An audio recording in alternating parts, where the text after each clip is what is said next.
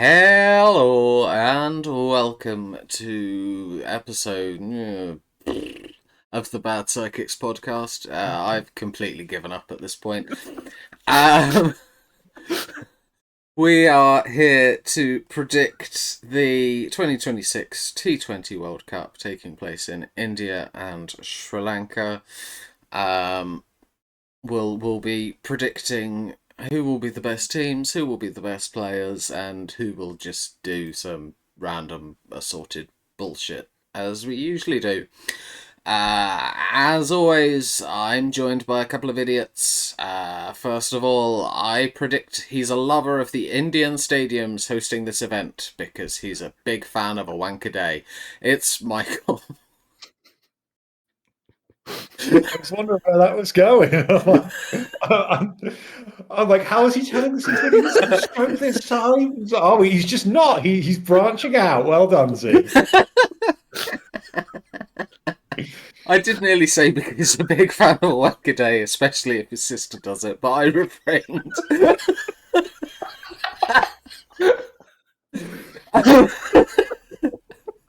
You barely refrained, didn't you?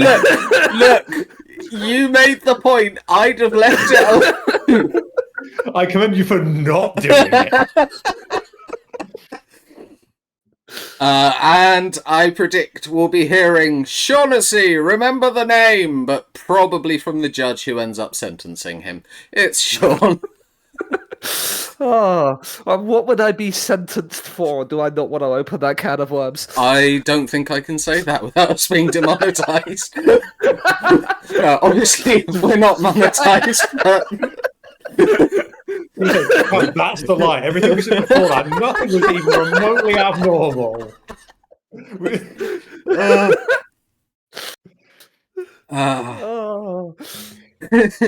Hello. How are we both? Both well? Yeah, good. Excellent. Looking forward to coming last again. Okay. Not saying it.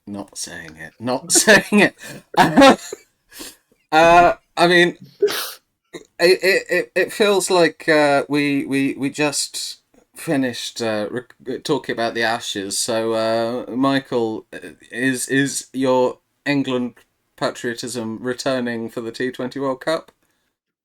I mean, I want England to win. Do I think they will? No, it's because it's me supporting anyone in sports ever, never going with hope. That was a stupid idea. Even hope of drawing is a stupid idea. Expect the worst, and then when it happens, you're not disappointed. I'm not saying expect the worst and you'll do well. No, you're getting the worst. Just be ready for it. Fair enough. And then Sean, beyond supporting England, anything you're particularly looking forward to from the tournament? I'm looking forward to see how some of if there's any upsets, because I feel like a couple of the last World Cup, like the US got through into the Super 8 and stuff like that. It'd be nice to see if maybe there's an upset or two. Okay, fair enough.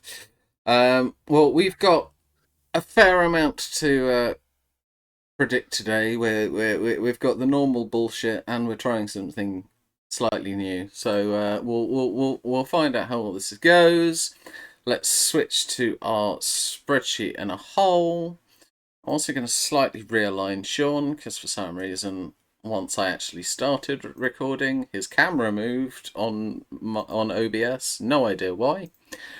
Okay, let's. We're gonna start with like the obvious thing to discuss, which is just the groups and who's gonna do well and stuff. I'll be interested to see how much difference there is, whether any of us are backing anyone to cause an upset, really. But we'll I think the more interesting part potentially will be trying to work out if our tournaments end up looking differently, not because we're predicting different teams, but because it does matter whether you're predicting the team to come first or second, and then they might end up in a different group, although we've we were discussing before we started, that none of us are exactly sure how the Super 8s work. Michael has one theory, Sean and I have another theory, and I don't necessarily know that any of us are hugely confident. Typical ICC, piss up brewery and all that, but we'll see what happens. Anyway, we are going to start with Group A, because it's the logical place to start. Group A features India, Pakistan, the USA, the Netherlands, and Namibia. So let's see what everybody's gone for. Yeah, okay, fine. I kind of figured that this was probably arguably the easiest group to predict. That being said, I'm pretty sure the USA did qualify from a group with India and Pakistan in it last time, so maybe not. I guess I'll let you both talk about one of the two teams. Michael, you're first, so you can talk about India. Yeah, I mean, it's India in India. Like, it's the safe bet, just backing them, especially when you look at who else is in the group. I say in India, mostly in India. Obviously, politics has had a bit of a say in that, not entirely being in India, but yeah, you'd still expect them to win this group. There's obviously your three that you wouldn't expect to challenge them, even though obviously last time you don't have the US beating Pakistan, but the US don't have home advantage this time, and Pakistan are still a little bit like.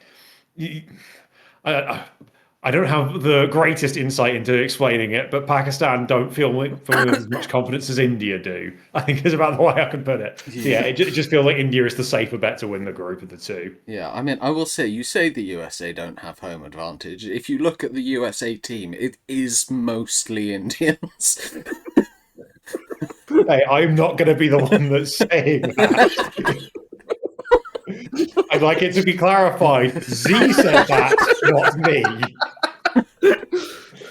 Most of them say it does say like Indian born player for America, or words to that effect. I am just being factual. I don't have any issues with it. The England team has a lot of South Africans. The Australian team has a lot of South Africans. The New Zealand team has a lot of South Africans. Pretty much everywhere has South Africans except South Africa, because for some reason we have a lot of Pakistanis. But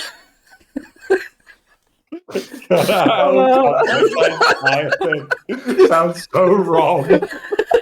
And again, Z said it, not me. It is... Michael is going fully on the lines of my beliefs don't align with Z's. Anything that he has said is of his own accord. Yeah, let me just pull the notes app up already to get the statement.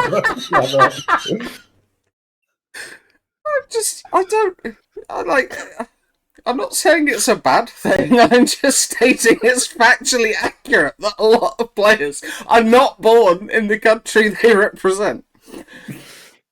Anyway, Sean, would you like to talk about the Pakistan players who aren't playing for South Africa? Well, it's in the subcontinent.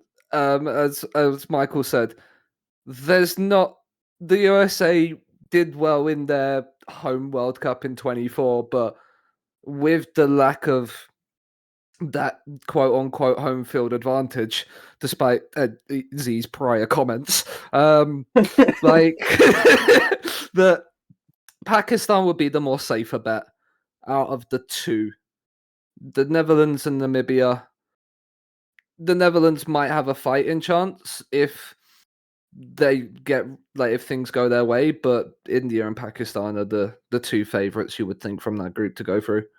Very fair. I mean, I've got to be honest. I did look at the Indian team, and it's all players I recognise, but they've lost a lot of their big names in the last couple of years. It's definitely a side in transition.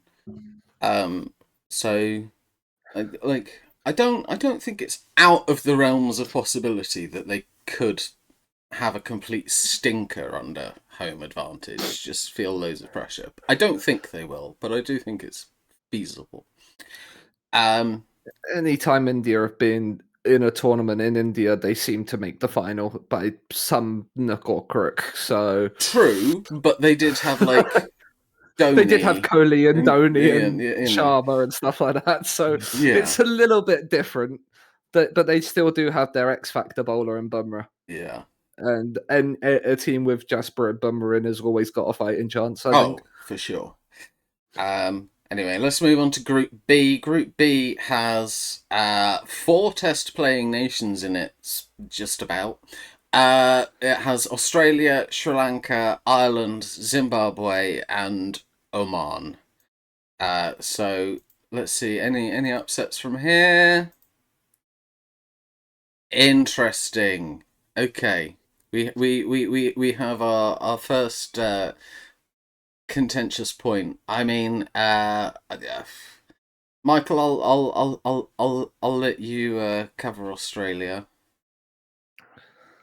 I hate to say it, but they are just kind of good at cricket, aren't they? Like it's like not picking Australia would be pure just me being pissed off about the Ashes rather than actually trying to predict it right. Like, you know, it's not quite the same as looking at their test team. You know, it's not got all of the guys who've been who were so good at test level, but it's not the same as T20. But there's still you've got like Pat Cummins and Josh Hazelwood's in there, Cam Green, Travis Head, obviously being the big name with the bat. Josh Inglis is a solid batter as well. Like they've just got a lot of good players, and I don't know how old he's saying there. 37-year-old Glenn Maxwell. It's T20. Glenn Maxwell's going to smack something at some point, isn't it? It's still a very damn good team. Not picking Australia, I think, would be a bit insane, honestly. Yeah, I mean, I'll cover Sri Lanka. This could be insanity.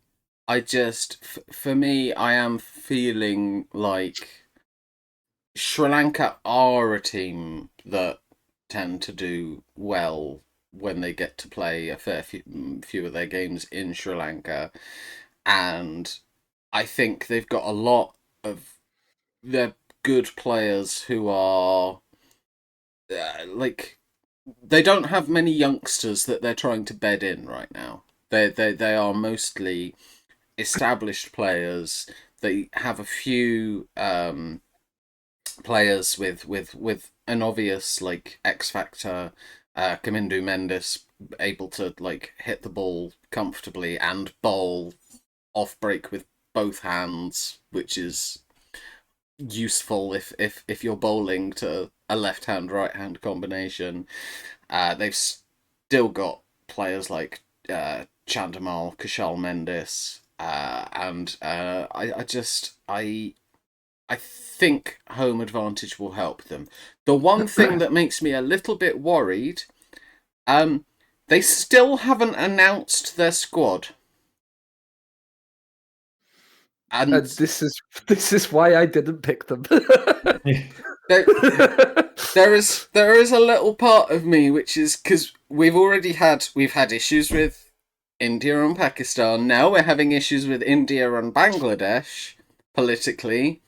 I'm just wondering whether the Sri Lankan cricket board is doing the thing it likes to do about once every 10 years and fucking itself in the arse. I I'm I'm a little bit worried. That said, I think as long as it's a bit like the West Indies when they beat England in the final. That World Cup, the West Indian Cricket Board, absolute insanity, nonsense, bullshit. But thankfully, they still had some all right players, and the players were just like ignoring the bullshit. So hopefully, for the sake of my points, Sri Lanka do that. But like that, I feel like they're a genuine contender to win the whole thing. I also think they're a genuine contender to go out in the groups. They're probably one of only 2 teams I'd say that about. Anyway, Sean, you've gone Ireland. I'll let you discuss Ireland. Well, part of it was I noticed when looking through for other predictions that we're going to talk about later, looking at the squads of teams. Noticed that Sri Lanka squad wasn't announced yet, so was like, well, okay, that doesn't scream that we're well prepared for a World Cup. So I thought, I'm looking for an upset. I'm looking for something a bit different. I know Ireland have beaten England in a World Cup before. Why can't they go and beat a Sri Lanka or somehow upset Australia? Very highly unlikely, but why not go for something a bit different? And I know Ireland as I say, have previous history of doing some upsets in games, so who knows? Maybe this is the opportunity that they need to get a Super 8 spot. Fair enough. Okay, next we move on to Group C. Group C is... No, go the other way. Go the other way. Scrolled the wrong way. Group C is England, West Indies, Bangladesh, Nepal, and making their debut, Italy. So let's see whether the Ashes predictions have changed anyone's approach when it comes to supporting England. No, I'm still sticking with not backing England on anything. Partially for the bit because I assumed you two still would. I mean, Michael, I'll let you talk about England because it's probably funnier that you do it. So I will say, initially, I didn't have England winning the group.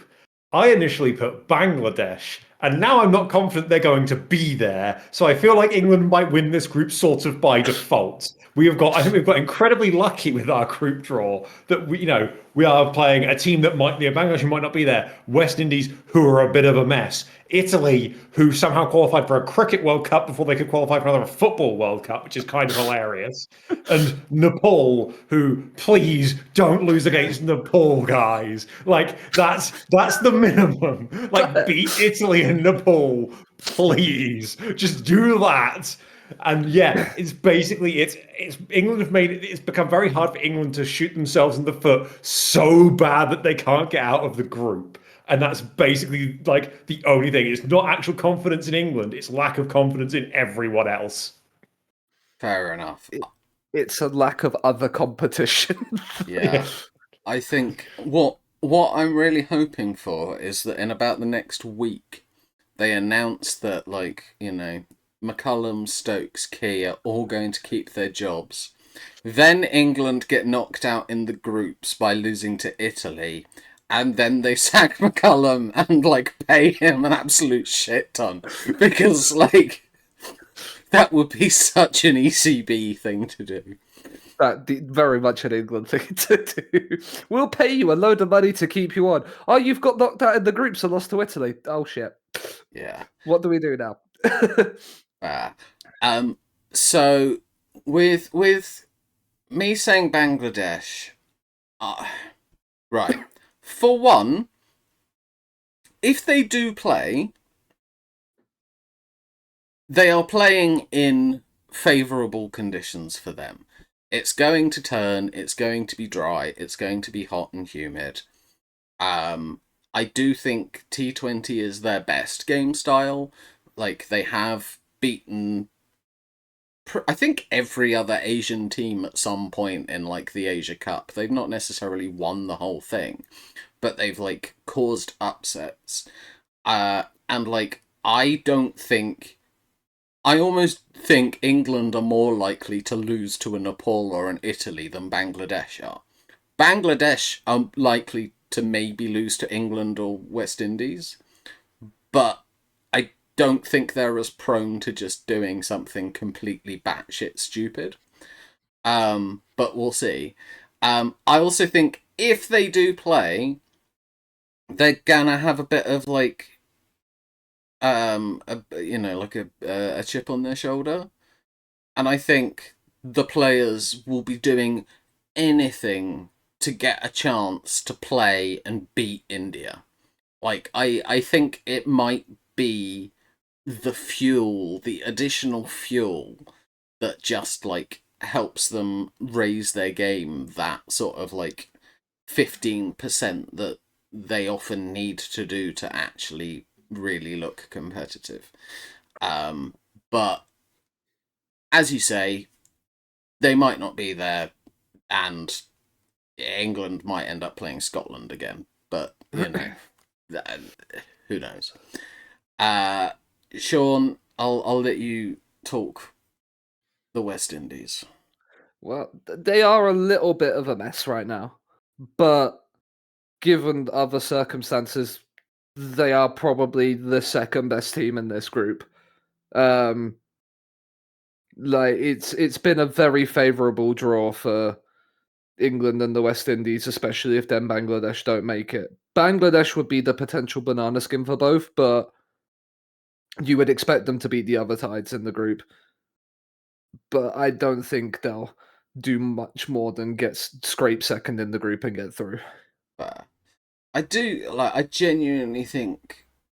I think the Italy team will do better than people think. I'm not saying they'll win any matches, but I do think that they they basically, by raiding Australia pretty much, they do have a pretty solid team that I think could upset, at least, like score some runs, more runs, or take a few cheap wickets more than expected, but we'll see.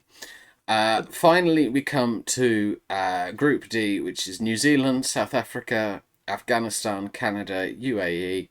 You don't need to guess whether I'm choosing to be optimistic or pessimistic, because it's what I always do. But let's see what you guys have said. Yeah, no, I refuse to back. I refuse to back South Africa to go through. I like. I'm not doing it. It. Yes, I know that we made the final last year. Yes, I know we just won the Test World Championship, but it would still be very, very us to, like, New Zealand. We lose to New Zealand all the time. Afghanistan, favorable surfaces. So yeah, I'm going Afghanistan and New Zealand. Afghanistan for me. I think people sleep on them a lot, even now in T20. They made the semi-finals last time. I think they've done something really smart, which is where Bangladesh and Ireland have tried to like build all form cricketers. Like they're trying to find cricketers who can play red ball, can play 50 over, can play 20 over. Afghanistan, to a much greater extent, have gone T20 is probably where we can compete, so we're going to focus on T20. And as much as I would love to see some new countries come through and play the 5-day game and do it well, I think they've done a smart thing. I also think in Rashid Khan they have one of the best bowlers in the world. Rashid Khan is currently the number 2 T20 ranked bowler in the world and the number 1 ODI bowler in the world. Yeah, he's a beast, and he could win the matches on his own if it's a spinning wicket. I think they do have some other very good players in their ranks as well. Omazai and Nabi, and there's a few others whose names are slipping me by right now. But yeah, I think Afghanistan will survive. Survive will surprise a lot of people. I hope they also survive. Michael, there's no way I'm going to let you talk about South Africa because you'll try and annoy me. So you can discuss New Zealand. Yeah, I think just generally, this was the toughest group to call. I think that didn't involve, figuring out if one of the teams is going to be there. Like that's a bit of a different figuring tough to call. But genuinely, this is the one where I think it is very much it could be any two of the three. I don't know why my gut has just. I think South Africa was one that I sort of nailed on a little bit more. It was New Zealand or Afghanistan. I was very 50-50.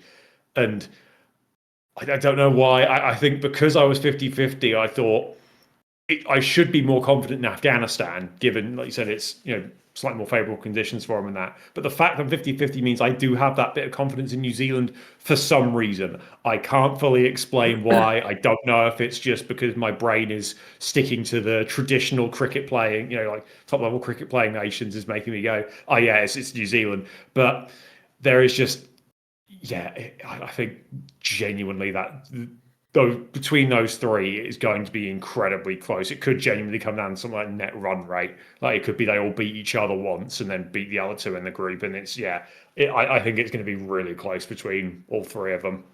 Yeah, that's fair. And then Sean, I'll let you talk about South Africa because I can't absolutely guarantee that you'll try and annoy me.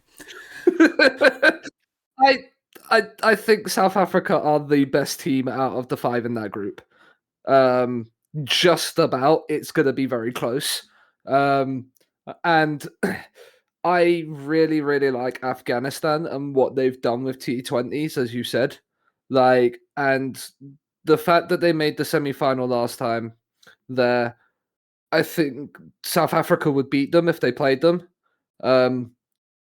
Because the experience that South Africa have got recently at winning things, even though it's in different formats, does tend to bleed into like across multi formats. If you can pick one up in one, you can pick one up in another. There's a lot of experience in the South Africa squad as well. I do think they will be a difficult nut to crack for anybody that plays them. Yeah, no, I don't know. I'm a bit pessimistic. I think just the main reason I'm a bit pessimistic is because our playing of spin is variable. Like some days turn up, do it great. Other days turn up, look like we've never seen a ball move before. And also like Maharaj is like primary spinner, but he's never been like a big turner of the ball. He's sort of one that just kind of makes it straighten and is very good at keeping economy rates down. And I'm just a bit worried that we don't, for what I suspect will be turning pitches, we don't have like a bowler that can absolutely rip it. But you don't have a quote unquote frontline spinner, but Maharaj, as you said, he keeps run rates down, which puts pressure on the batsman anyway, especially in the short formats. Yeah. So that then, if he keeps his end quiet, then it allows people like Nokia and Ngidi to come in and maybe get something to move on that on the turning pitches. Yeah. Like get into like a foot crack or something like that and pick up wickets that way because the batsmen are now not being able to play off of him, off of Maharaj, so they've got to try and attack the seamers. And that's then where I think you get your wickets. Very fair. All right, well, let's go through what we think's happening in the rest of the tournament then. So we're still trying to pick two teams in the correct order, but none of us are exactly sure what our round one predictions mean for where teams go in round two. So these could be all over the fucking place. But we'll find out what everyone said. Oh, well, I mean... Of course. After all of that. All right, fine. I mean, yeah, okay, yeah, I mean, India, home team. Australia, as Michael reluctantly said, good at cricket. Don't think we need to dwell on that. Super Group 2, maybe this will be a bit weirder then. Okay, yeah. Now we're like all in different places. I've said Sri Lanka, Afghanistan. I'm with the exception of Australia, I'm going mostly for teams who do good with spinny boys doing good in spinny boy conditions. That's basically what it comes down to. Uh, Michael, for some reason, you've said England and Sri Lanka. I mean, I understand the Sri Lanka bit, but England? Pure chaos. It's gonna work. It's gonna be a bit like last time, where we start off shaky, looks like a complete mess, somehow stumble into the semi-finals. So I'm pretty sure that's what I think I'm remembering. That's what happened last time. Was like we barely scraped through the groups Well, didn't you scrape after like. through because your game against Scotland was rained off while you were That's what I say losing? is we were Yes. going to lose to Scotland, got away with it, and then only got through on net run rate because we like what was it in the last game? Oh, yeah. We got a man all out for 47 and then knocked it off in 3.1 overs to get the net run rate up stupidly high. Like that is basically how we managed to stumble through the groups. And then yeah, somehow managed to sneak through in the Super 8s because we got to play the US when they weren't good anymore. And I Yeah. think like we basically beat the West Indies was like the only like full member thing that we actually beat in the entire tournament was the West Indies, and that was it. Hang on, so Yeah, there's a chance that you could be in a group with West Indies, Scotland, and Oman again. Is that what you're saying? Was West Indies in the groups or the Super 8s? no, that was Super West Eights. Oh, Indies was in okay. the Super I 8s. We was were with like, Australia in the group last time, so we lost to Australia and then okay, beat Namibia It- and Oman and got the no result with Scotland. But then in the Super Eights, we beat the US and West Indies and okay, lost to South Africa. gotcha. Fine, that makes sense. And then Sean, you've said England, South Africa. yeah. I as Michael's just alluded to, I don't know why, and this is probably just blind hope more than anything, but it feels like we'll start slow. Someone will play themselves into form and have an absolute blinder, and then we'll drag ourselves through it. It's what England have done for like the last 3 or 4 major tournaments, Okay. and it seems to have somehow become a formula for success. That just cause just cause everybody a heart attack in the early stages, and then we'll somehow figure it out as we go along. I mean, you said play themselves into form. That's usually a term for batsmen, so I'm expecting that to be Jofra Archer. I mean, he has more Ashes 50s than Ollie Pope now. Exactly. Also, I just have to put out if, because like we said, we had the confusion over how the Super 8s run out. If my interpretation is right, South Africa can't be in Group 2. Yeah. So Sean might have shot himself in the foot with that one. I think Afghanistan can, but I think that's reliant on it being, by my understanding, it'd be if South Africa and Afghanistan went through Okay. from Group D, then Afghanistan would be in Group 2. I think. At least that's how I'm understanding, at least my understanding of it. But I know from what I think is the case is there's 8 teams, which funny enough is the 8 teams that I've put like automatically seeded into specific groups. Everyone else, I think, just depends on like if it's like one swaps out, I'd assume they just take the spot. I don't know what happens if it's more than one. So Afghanistan is a bit more of a wild card of where they would go. But like I said, if my understanding's right, it's let me just double check what it was again. Australia, India, South Africa, and the West Indies are seeded to Group 1. England, New Zealand, Pakistan, and Sri Lanka are seeded to Group 2. Okay. Interesting. Whereas I thought it was the A1, B1, C2, D2 in Yeah. Group 1, and then A2, B2, C1, and D1 in Group 2. Because that's how it looked like it went from the last World Cup. So I went, that Yeah. will. The ICC surely won't cause more chaos, will they? Well, it depends if any of it is. Like, there's a part of me that goes, well, maybe they're trying to do it to, like, stop certain teams being with each other, and then I went, no, that can't make sense because India and Pakistan are in the same first group. Yeah. The I think ICC don't care about that. I assume what it's more to do with is, when it comes to that, is putting Pakistan in a group where their fixtures won't be played in India, is what I'm assuming is part of it. So that I'd assume, if I look it up in, because Pakistan is to group 2. But surely that they can't. But they're gonna play in India when they play India, right? In the group. No, that'll be played in Sri Lanka. All of Pakistan's games aren't being played in India. Okay. What happens So if even- Pakistan make the final? Then it gets moved to Sri Lanka. There's a contingency in place for that. So Oh. Pakistan, if they make, so one of the semi-finals is, one of the semi-finals is in Mumbai. The other is either in Kolkata or Colombo, depending on who's playing. And then the final is the same, where if Pakistan get there, it gets moved to Sri Lanka. Interesting. Okay. Yeah. Geopolitics makes my brain hurt. Mm-hmm. All right. Okay. So we've got 4 completely different Final Fours.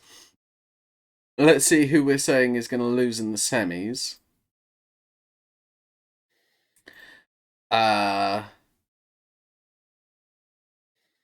Interesting. Well, I can already tell that Michael and I are predicting the same final. Yeah. Meanwhile, Sean, you're still huffing some copium by the looks of it. Oh, I'm majorly huffing copium. Like, I'm huffing that copium all the way to the bank if this comes true. I find this quite funny that like all 3 of us said that, you know, we were going to learn something from the Ashes episode, except once again I am shitting on my own chances and on England's. Michael is kind of hedging his bets a little bit that he hopes they're not too terrible, and Sean is blindly following Bazball to the end. I said I would learn stuff. I didn't say I'd take the lessons to heart. Okay. Gotcha. Fine. Alright, fair enough. Right, let's see if we've picked different finalists and winners.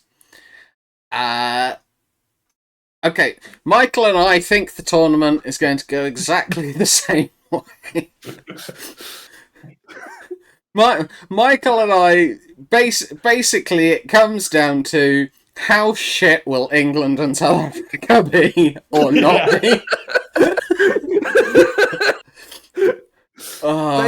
Basically, if India and Australia get to the final, I am fucked.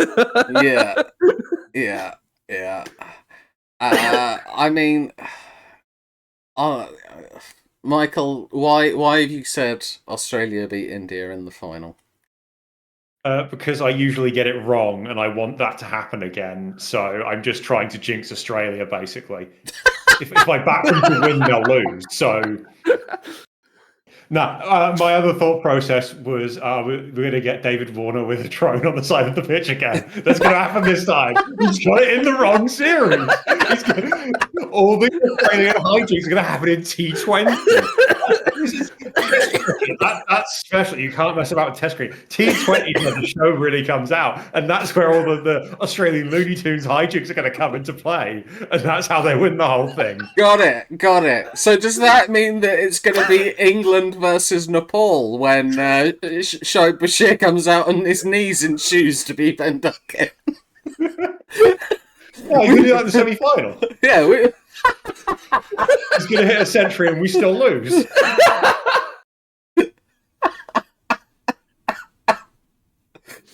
Oh. Okay. Yes. Excellent. Right. Sean, I mean, I feel like I don't really need to ask why you've gone for England other than the fact of, again, huffing on copium, but anything you want to add?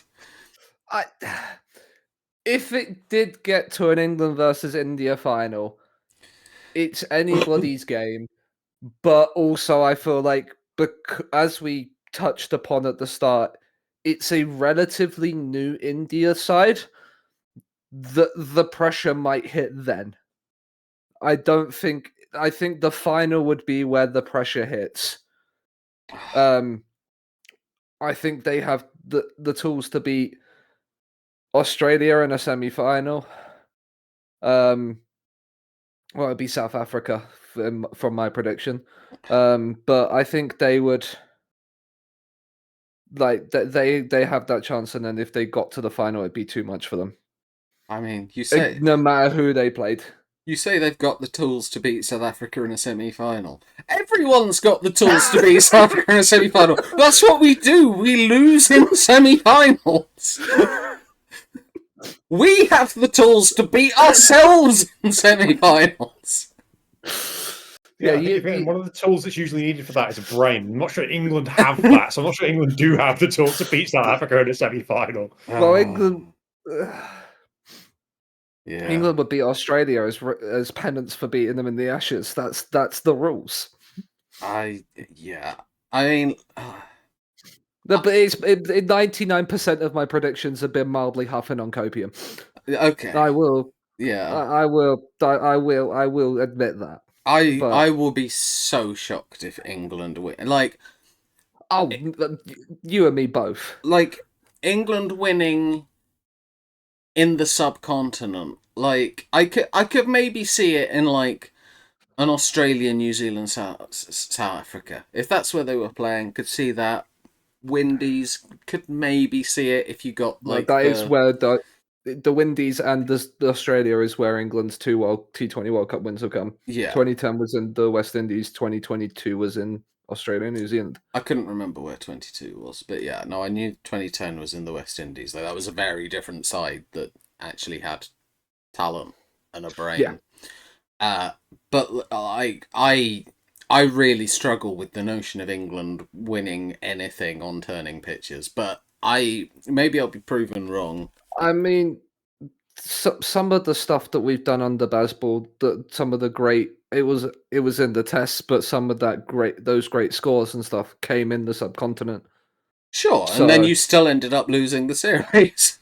Yes, but that's a 5-match test series. This is 20 over cricket. We smack it. That's kind of what England do at this moment in time. So the Bazball archetype, if you will, probably has more of a suitability to a T20 format rather than a test format. So there is some points of it, although we are being captained by Harry Brook. So I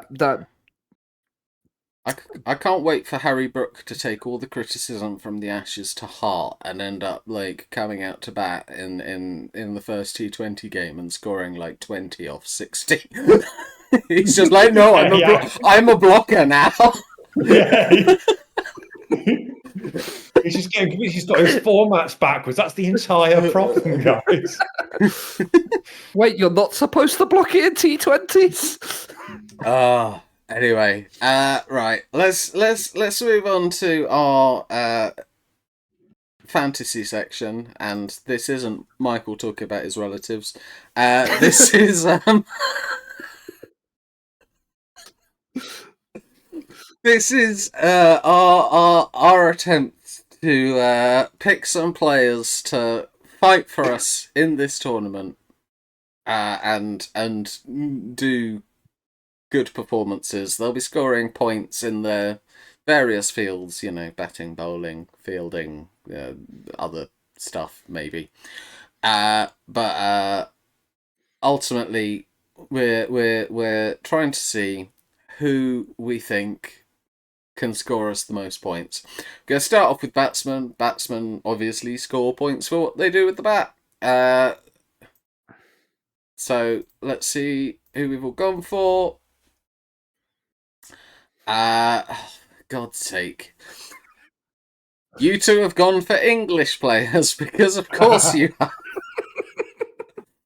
I mean, I've gone Travis Head, because he's in serious form. He's an all-format player, and I figured it was probably sensible in T20 to go for somebody who'd open the batting because they've got the most time to get a big score. Like, there are players who I think might average more that will bat like number 5, but they might only get like 6 overs. So I'm going for Head because he has been opening in T20s for a while, I think. Michael, you have gone for Phil Salt. Yeah, he's one where he's probably one of the most likely to go out there and just suddenly, score a century. Like he's one that has got a big total in him, and he's in the past year or so he's hit some ridiculous totals for T20 batting. So yeah, he just felt like by England standards a more sensible choice. And equally, he didn't screw up the Ashes, so he's fine. It's not his fault. Maybe he should be playing Test cricket. Solid, just have him go out and bat T20 in Test cricket. Why not? It's the same sport. He can't do any worse than Zach Crawley does. I mean, isn't that what Travis Head did in the Ashes anyway for half the series? It's what England tried to do for half the series. They just didn't do a good job. No. Sean, you've gone for Joss Butler. Is that because he didn't screw up the Ashes either? Maybe. There are reasons that I will allude to when we get to later predictions, but there was something I noticed when I was looking at records and histories of the tournament that one of them could potentially be reached if he has a good tournament. So I'm going to back him to do it because of that. Okay, interesting. We will await that. Next we have Fielder. This is somebody who will get points every time they take a catch or make a run out. This is not including wicket keepers who are their own category. Fine. Michael and I had the same idea. Michael, I will let you talk about Glenn Phillips. I googled who is good at fielding in cricket now, and Glenn Phillips' name came up. Oh, for fuck's sake! I don't pay attention to who's good at fielding, other than not England. Is basically the answer to that question. And I checked, yes, he's in the squad. You're not doing something stupid. He did a whole thing talking about how much he likes fielding. Yeah. Go. I picked Glenn Phillips. You'll do. He's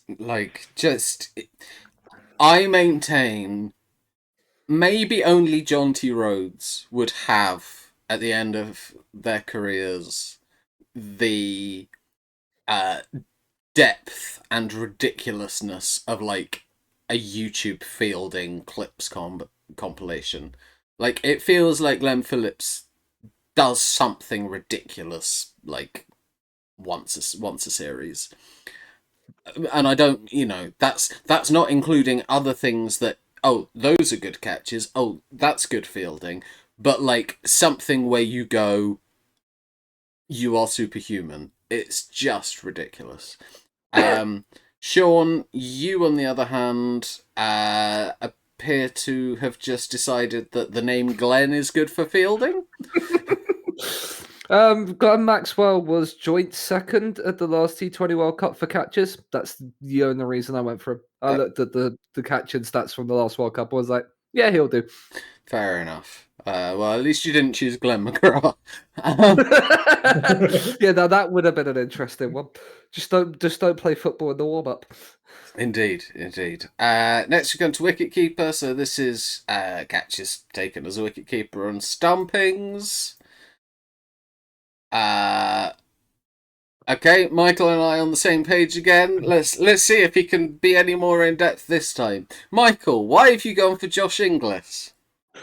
Because Australia are better at actually catching the ball than England are. Except for I picked the one that I went, if I'm going to pick an Australian, fuck it, I'm picking the one that was born in England. So I'm still technically picking an Englishman. But an Englishman who went somewhere. So I can't talk about how to catch. I can't talk about Indian-born players playing for the US, but you can bring up English players playing for Australia, you fucking hypocrite. The only difference, The only difference is that your player is white. You racist. Hey, I'm not the one who said the exact phrase, there's lots of Pakistanis in South Africa. That was what you said. I just point out that Josh Inglis specifically supported England. Oh.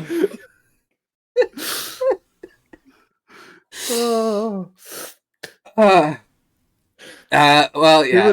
Who would have thought the cricket episode would be the one to get us cancelled?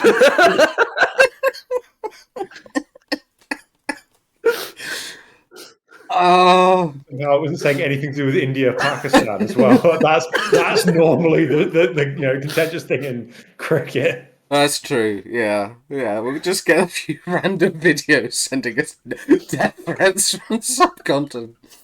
Oh, alright. For me, I went English because India have selected 3 wicket keepers, and I don't know which one they're going to play.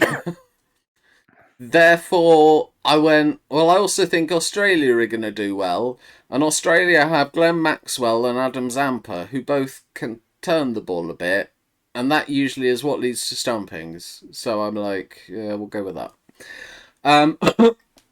Sean, you have gone for the returning South African wicketkeeper, Quinny de Kock. Yeah. I've backed South Africa to have a good tournament. Your wicket keeper and your fielding performances are normally one in the intuitive with going deep in tournaments. And I didn't want to pick the Australian, so it was a toss up between Inglis and de Kock, and I didn't want to pick the Australian. So I've already picked one Australian to do well for me. I think that's enough as it is. Fair enough. Right. Next we come to all-rounders. So these will get scored on batting and bowling. And maybe fielding. I can't remember what I said. Don't expect me to remember. Okay. Interesting. 3 different players. I have gone for Asa Patel. He will play every game. He's the Indian vice-captain. He's more of a bowler, but he has been batting as high as number 6 in some of the games, and maybe will be needed to bosh some late runs. I think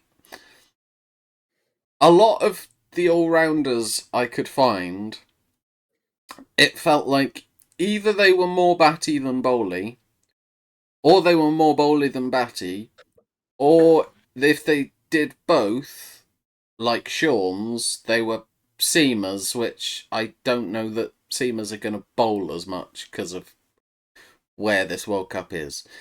But, we'll see. Michael, you have gone for Jacob Bethel. Hope or expectation?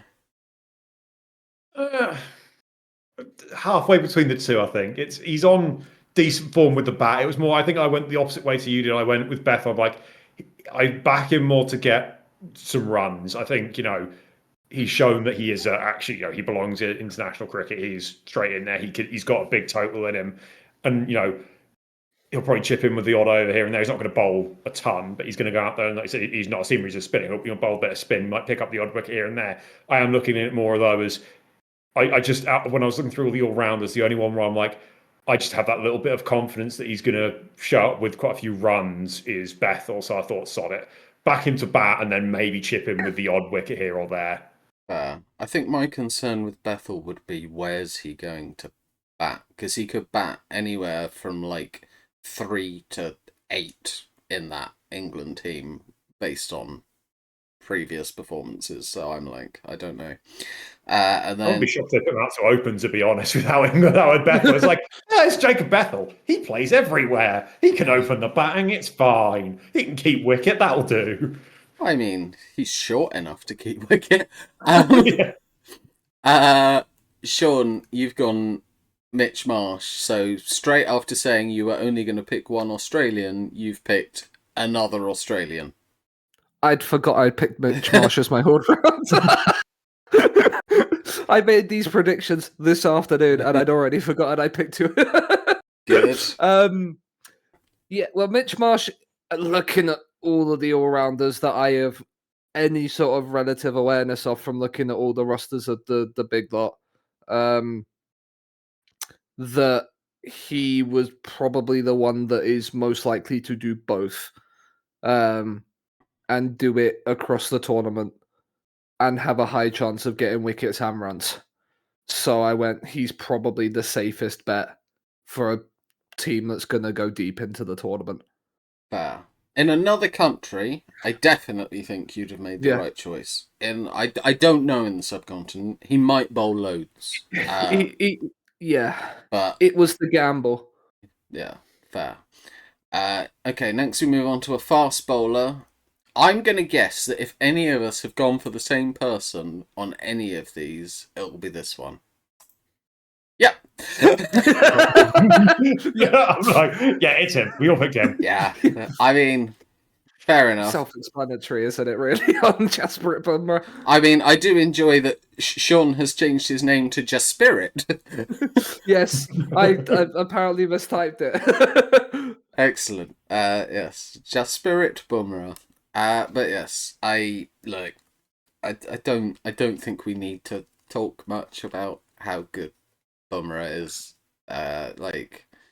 Arguably one of the very few seamers that makes bowling in India look easy. So I figure it was a given for all of us. No need to dwell on that one too much. Let's see if spinner is any different. I mean, we've all gone for Rashids. I mean, Sean, we spoke about him a bit earlier. I'll let you talk about Rashid Khan, though. Yeah, he's arguably the best spinner in the world of cricket in one-day internationals and T20s. As I said, he was the number 1 ranked bowler in ODIs, number 2 ranked bowler in T20s on the ICC rankings. He's a very special talent. It's in the subcontinent. Pitches are going to spin. He will win Afghanistan games on his own. He will. If he's in form, he could have a game where he gets 6-7 wickets because he is that good. I couldn't not put him in as the spinner. I mean, I think even though I don't know they'll go. I don't think they'll go as deep as the other nations. I still think he could top the wicket charts from like the groups. I think 7 wickets in a T20 is maybe pushing the boundaries, even for someone as good as him. But he could certainly take a fifer. Yeah. Michael, you are you just continuing to pick England players that didn't fuck up the Ashes?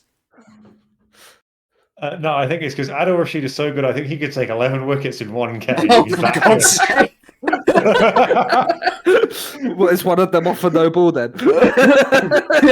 No, he's going to spin it so much it hits the stump, bounces back, hits the stumps again, and it counts as 2.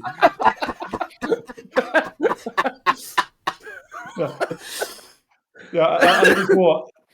Honestly, it was my gut instinct was to go with Rashid Khan. It's just I have that bit more confidence that England will get further than Afghanistan. That is literally what it is. If I had more confidence that Afghanistan were going to get to the Super 8, then yeah, I'd be picking Rashid Khan. I just think the extra few games that potentially Adil Rashid get, obviously it's not a given that Afghanistan won't get through, but I just have that little bit more confidence that Adil Rashid will play more. Yeah, and also it's just I just like England spinners. I've always liked England spinners. I liked Monty Panesar and Graham Swan as I was growing up. They were my favourites. And then Shoaib Bashir, if he was there, picking him immediately, obviously. But England just don't seem to understand what they've got in the greatest spinner that cricket has ever seen. He's just that good, But yeah, Adil Rashid is just also very, very good at spin bowling. I don't think there's any denying it at this point, that especially in the short formats of the game, a bit like Rashid Khan. He is very good. Maybe not quite as good as Rashid Khan, but yeah, just potentially might get a few more games. Might also, he's got those games against Nepal and Italy where potentially you go and, like I say, you get 11 wickets against Italy, easy peasy. Okay. Right. Let's look at associate. These players, I think we've said will score basically for anything they do. So fielding, bowling, or batting, but they have to come from a non-test playing nation. So let's see who everybody's gone for. Okay, we've got different answers. I have gone for Harry Manenti. He is playing for Italy. Uh, for me, I think if he hadn't committed to Italy, he'd be a potential Australia player, like in the not too distant future. He's an all rounder, 25 years old, bowls pace, also bowls. Also bats reasonably high up the order usually. I mean, in his eight, I realise that a lot of these were against associate nations, but even against associate nations, like the averages end up looking the same if the teams are evenly matched. Like you still end up with somebody scoring 40 a game if they're playing bowlers of the same standard as they're batting. In his 18 T20s, he's averaging 21 with the bat, which is okay for T20s. It's more with the ball. He's taken 34 wickets at 11 apiece. So I just feel like he could potentially do a job. I think like he plays for the Adelaide Strikers in the Big Bash as well. So like he does have some pedigree. And his brother's also playing in the tournament as well for Italy, Ben Menenti. So he's going to have family support to make him feel relaxed. But yeah, It's a family affair. indeed. I think like the Italian team has a lot of decent players in it. Wayne Madsen, former Australian international, JJ Smuts, former South Africa international, um, Jaspreet Singh, but apparently I'm not allowed to talk about him according to Michael. You have to give context in the sentence, Steve.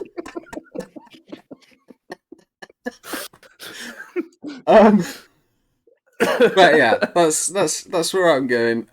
Michael, you have gone for Stephen Taylor, who is, I think, part of the Canada team? USA. USA. I knew it was North America.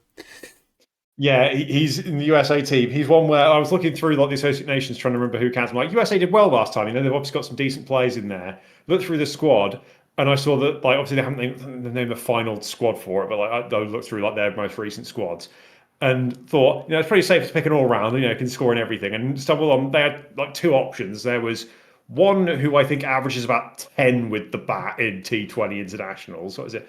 Oh, sorry, 15 with the bat and 71 with the ball. So I was not picking him. So I looked at Stephen Taylor, who averages 34 with the bat and 22 with the ball in T20 internationals, and also apparently can play wicketkeeper. He can do basically everything. Like he's a wicket-keeping all-rounder somehow that also plays as a top order batsman. So like, yeah, he is a decent player, does a bit of everything, has a good record in international cricket in a team that did well last time out. Who hopefully, like obviously I've not really picked many of the smaller teams in cricketing terms to do so well, but obviously I want to see them doing well. I hope they do, and obviously the US with the big ones did last time. So if they can kick on again, Stephen Taylor's one of their better players.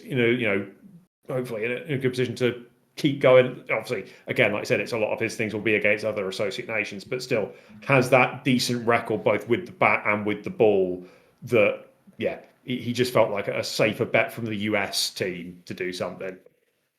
Very fair. I'm trying to work out. Did he play at the last World Cup then? I Yes, would he did. think so, yeah, because he's been Yeah. Like, that's the thing. He's been playing for the US national team since like 2010.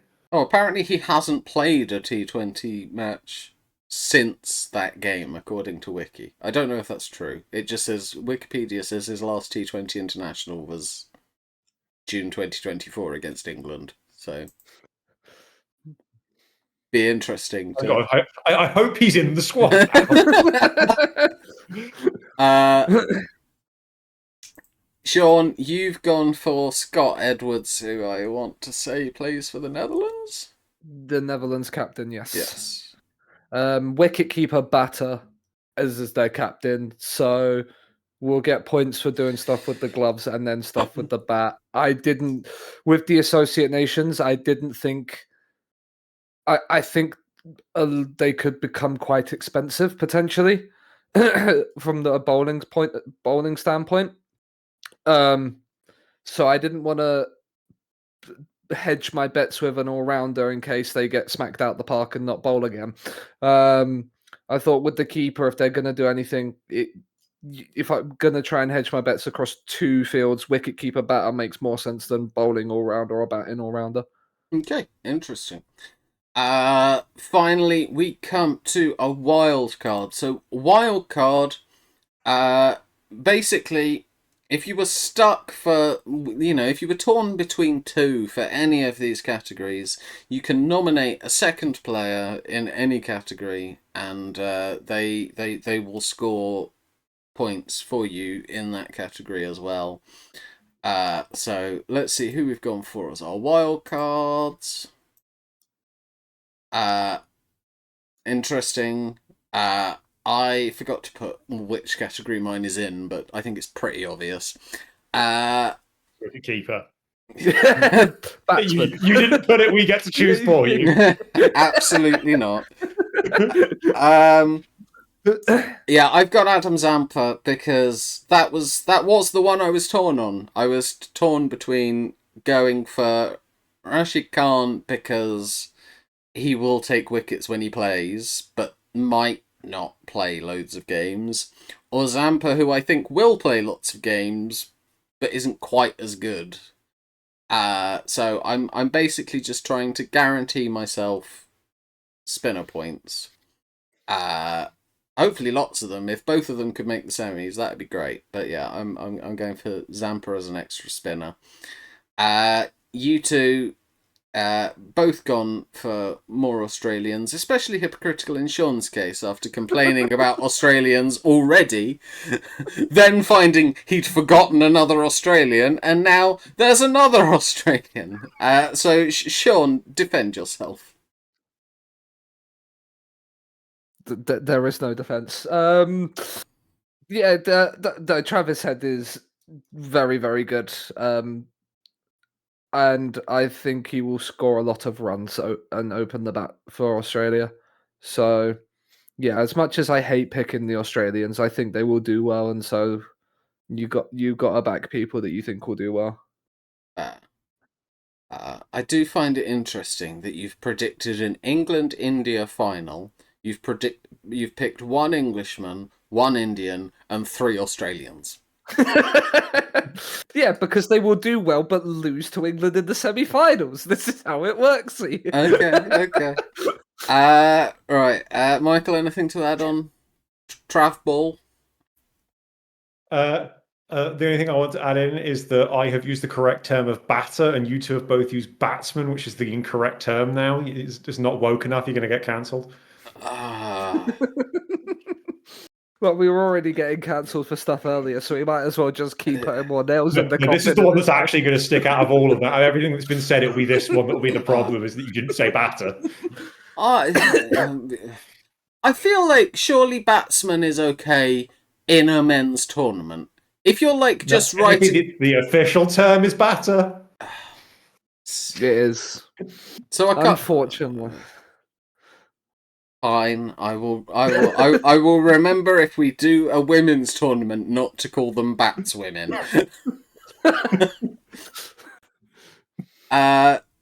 Right, okay. Those are our players that we're backing. Let's move on to miscellaneous, which is always is just a load of mostly numerical bullshit. Okay, right, we're starting the miscellaneous page with abandoned matches. So this is matches that do not produce a result, either by being completed in full or through Duckworth Lewis. These are matches that will be basically classed as draws, is in essence. Let's find out what everybody's gone for. Interesting. I mean, I said 5 because I think the last time there was a T20 World Cup in Sri Lanka and India, it kept raining. It might have been at a different time of year, I don't know, but I just remember a lot of rain, a lot of rain. What? Seem to remember Ireland got fucked by it. So I'm just going. I feel like there's 55 matches. I feel like under, like 9% of them being screwed by the weather doesn't seem out a possibility. You two have gone 2. Michael, you're more likely to have done research into the weather and climate of the subcontinent at this time of year. Any particular logic? Not really. I did not go in and do a big in-depth analysis of the weather in the subcontinent. But Okay. no, it feels like it's one where the answer's probably either going to be like 0 or like 15, because that's how the weather is there. It's either it's all perfectly fine or everything gets rained off. There's no more tournament. But Yes, yeah. that's very fair. Okay, well let's see if you're continuing to also think that there won't be much Duckworth Lewis action then, because if it's not raining, there shouldn't be. Uh oh. Okay. Well then, we're either all getting points or nobody is. Yeah, but it's like, you're expecting. You seem to be expecting no games to, or very few matches to rain a lot, but some to rain a little. I'm expecting quite a few games to rain a lot, and a couple to stop raining at some point. But yeah, fair enough. Let's go to super overs. How many super overs will we see for matches that are tied at the end of normal time? Will we see any? Well, I'm saying none because I don't think they're very common, and I kind of think they're even less common. I I tend to think that the matches are often lower scoring in the subcontinent, and that tends to produce more results. I tend to think you get more super overs when you can just like bash it around, but we'll see. Michael, you think there will be as many super overs as abandoned matches? Yeah, why not? What's the problem with that? It could happen. You never It know. could. It was one of those things where I'm like, my gut was like, I think we'll get one at some point, but I'm like, I'm going to up it to 2. I just feel like I don't know why my gut feels like it just is going to happen a couple of times. I think if I say 1, chances are we get 1 in like the second game of the whole tournament, and I'm sat on edge the rest of the time hoping that no more happen. So I'm like, I'll put a second one in just to be safe. And somehow I can't wait for it to be somehow England losing it. Like that's going to happen now. England losing it twice. Yeah. In the first 2 games of the tournament. Yes. One against Italy, one against Nepal. No, it'll be somehow against New Zealand just for, karma. Yeah. Fair. And Sean, you're going 1. Are you also expecting it to be against England? I am expecting it to happen. I mean, just for the throwback, let's just have it in the final again. Okay. I know it's no, it was the ODI tournament to 2019, but let's have another final super over. Okay. Fair enough. Next we've got highest score. What will be the highest score by a batting side in an innings at any point during the tournament? Interesting. Okay. I said 252. I feel like after England, unfortunately against South Africa, scored 300 for the first time in the summer, I feel like teams are going to start thinking, oh, these big scores are achievable. And like one team probably like it could genuinely be like England against Nepal, just like launch it into the stands. As I say, I think it's a bit harder to do it on the subcontinent pitches. But like I can see a potential big score. So yeah, I'm saying 252. Michael, you've said 242.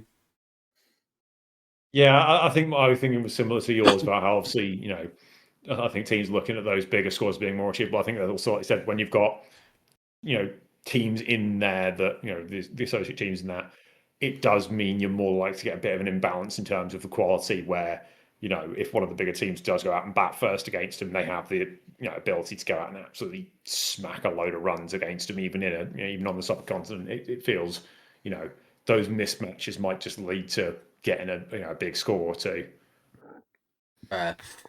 Sean, you've gone much more conservative with 215. The highest innings total in a T20 World Cup in the subcontinent is 230, which England got against South Africa in 2016. South Africa also got 229 in that game, but it tends to be lower scoring. The 230 is the second highest total in T20 World Cup history, but the next lowest down from that is like 218, and so there doesn't tend to be doesn't seem to be a lot over 200. So if we're gonna have like a close to like a top 5 record, it's probably gonna be in like the 215 to 220 range. Okay. Enough. Right, next. Highest score chased. So this isn't just the highest score any team sets. This is that a team has to bat second, they have to successfully chase this number. Okay, interesting. Sean, you're saying that the highest score will be a chase. Yes. Okay. Any particular reason? Teams tend to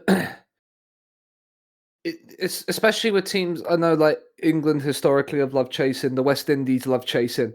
So if there's gonna be a highest score here, it to me makes sense that it's come on a team chasing a winning like a record total down, rather than a team going out and bludgeoning 250, 260 against one of the associate nations. I feel like it could be one of those games where the pitch is flat and it's a bloodbath between two of the best teams in the world from Okay, the bat. fair enough. I've gone down as low as 204 because, yeah, my logic is any big scores probably going to be one-sided matches. I think I still think it's very difficult to chase 200. Like, I don't think it happens that often. So like I'm going with a smidge over 200. But apparently, like, I'm much more pessimistic than the other two. Michael, you're saying that somebody will chase 230. Yeah, and my extra prediction on top of that is that they will do it against South Africa because that's how cricket works, apparently. Well, someone's going to like South Africa will hit 229, and then someone's going to chase it down. I don't know who it will be, but it will be against South Africa. It will be hilarious. Probably in the semi-final. Well, as when I was looking, it was quite funny. You say that it's probably against South Africa because the 230 highest total chase in a T20 World Cup was England against South Africa. Yeah, it's been a few bits of like England scoring a lot of runs against South Africa. There was that one we brought up, the 300 as well. If England play South Africa and South Africa bat first, England's are chasing it. It's going to happen. So like South Africa would be better off scoring like 14 runs. They would probably be more likely to win than if they scored 214 runs. So a bit of lore. I don't really know why I'm admitting this, but I can see the funny side now. At the halfway point of the match that Sean mentions, I did tweet out, "Ha, get fucked, England, you're out,"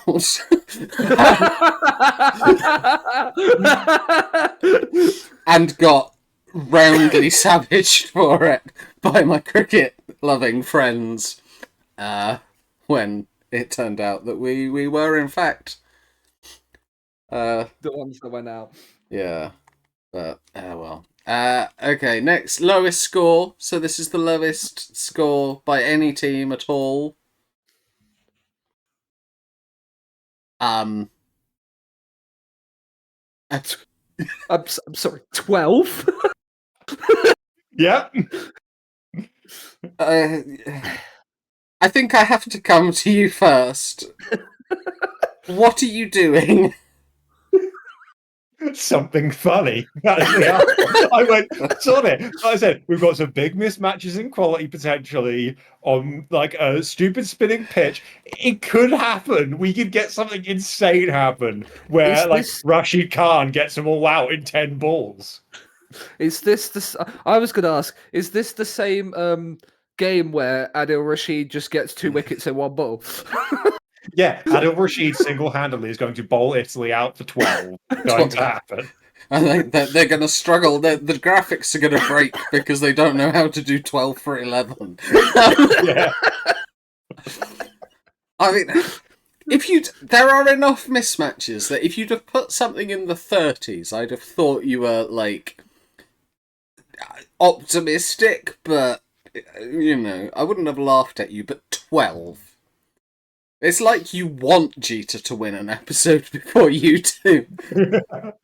Hey, if this happens, if I get anything for saying 12, that just proves that somewhere in there I am a genius. I mean, It's not gonna right. happen, Hang but- on. So, I mean, technically, you will get points if there's 39 difference. So, if anyone gets bowled out for 31 or under, you will get some points.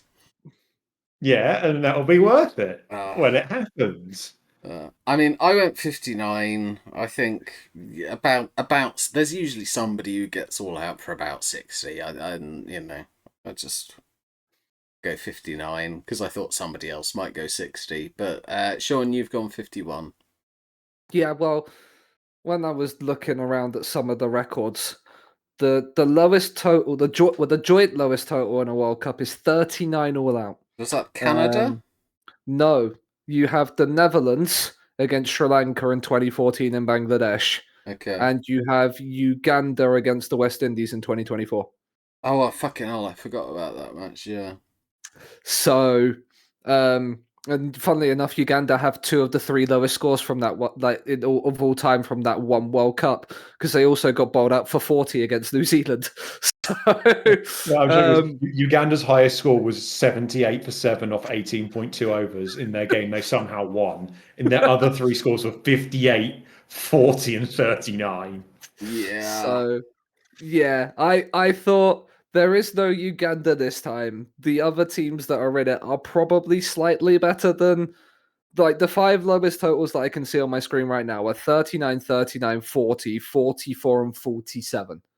So I thought it's probably gonna be, if it's gonna happen, it's gonna be somewhere around that benchmark, but probably slightly higher. So 51 was slightly higher than 47. Fair enough. Then we've got lowest score defended. So this is what a team batting first scores the lowest score that they defend. I will say I'm gonna say that this is in like a properly fully completed match because there could be some fuckery with like Duckworth Lewis. So Someone's going to Yeah, defend you 12. Defend 12 from an over. Yes, I swear to God, if you put 12 for the answer here. I was considering putting like 15 or something. Like there's a game ends where one team scores 15 and the other gets 12. Fuck's sake. Right. Let's see what everyone's gone for. Okay. Well. Michael's Price is righted me on one side basically.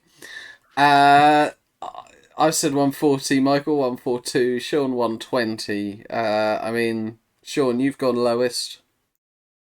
Again, similar reason for lowest. We're looking at the lowest run scores, looking at the lowest scores defended. You've got two 119 all out as like in your top five again. I've just gone. If we let's see if we can get close to breaking some records. So I reckon around 120 might be a potential. Okay. Funnily enough, four of the lowest scores defended were at the last World Cup. Fair. Four of the top five lowest scores defended were at the last World Cup. So That makes sense. Yeah, that does make I'm sense. seeing this. There was an Oman Namibia went to a super over off of 109. yeah, well, that's not a defended total, is it? Yeah. What's You've got 106 Bangladesh Nepal. You've got 113 for 6 South Africa against Bangladesh, 115 for 7 South Africa and Nepal, and 119 India versus Pakistan in the four from that last World Cup. The other one that 119 was 2014. Michael's assessment does seem to be accurate that, South Africa will defend 120 but fail to defend 230. Yes. Michael, you've said 142. I thought it was overdue me being sensible after putting 12 for the one before. Gotcha. Fair enough. Okay, next we have got most runs. So this is the most runs by an individual batsman in the entire tournament. Yeah, we're all in roughly the same ballpark. I've said 313, Michael 290, Sean 284. I feel like my logic was I felt like it's reasonable that over the course of a potential 9 matches, somebody from one of the best two teams could conceivably average about 35. If they're like batting near the top of the order, I feel like, maybe make a ton, make a couple of other 50s, and then like scratch some 15s and stuff in the other games. That gets you to about that point. That felt reasonable to me. Michael, you said 290? Yeah, I think I looked at the top scorer last time and just rounded it up a little bit. That was more what it was. So I feel like there's a few more batters this time around that like might be a little bit more consistent, like a Travis Head, or potentially if Phil Salt comes out and smacks some huge totals, might get a little bit higher. But generally, it feels like it might be a bit trickier for someone to consistently keep scoring a ton of runs. So I thought pretty average out to about the same sort of highest total runs as last time, but like maybe just a touch higher. So yeah, I think it was like a tiny little bit of a round up. Very fair. And then Sean, you've gone 284. Yeah, I followed my trend of looking at individual tournament records in the history of the T20 World Cups. The top 5 was like 5th highest in a tournament was Kohli in 22 at 296. So I rounded down a little bit from there. See, if someone does hit 313, that will be the 3rd highest in history that an individual player has scored in a World Cup. Just for a little bit of nugget for you. Dilshan for Sri Lanka in 2009 got 317, and Kohli tops the charts with his 319 in 2014 from what I can see here. But other than that, yeah, it's so I didn't think anybody would get 300, even though there is more games than what they've played in these lists. Well, that was part of my logic as well, was that I did look at those stats, but also went, they're going to potentially play 9 matches, which does help your odds, but we'll see. And then most wickets. So this is how many wickets will the leading wicket taker take? Okay. Sean, tell us where 14 ranks, because I'm assuming that you've based it. I've not done it on this one. Oh, This for one God's was low. sake! I knew you was coming to me as well. No, Ah, the last tournament was top wicket taker was 17. yeah. So again, that was where I base my figure from. I don't think you'll get someone hitting 17 in the subcontinent. So yeah, I went down from there. Rather than the records, yeah. Last you had two people on 17. That was Faruqi Um, was one of them, wasn't it? Faruqi and Arshdeep Singh. And then you had 15 with Bumrah as like your top three wicket takers from the last time out. Wow. Norkia also got 15 as well. So I also predicted Rashid Khan to do well with the bowlers in the fantasy. He got 14. So if he can top with 14, then I bang on the money. Fair. So, but yeah, I think you'll have a little bit of a drop from the United States pitches to the subcontinents. I think 14 will probably be around there.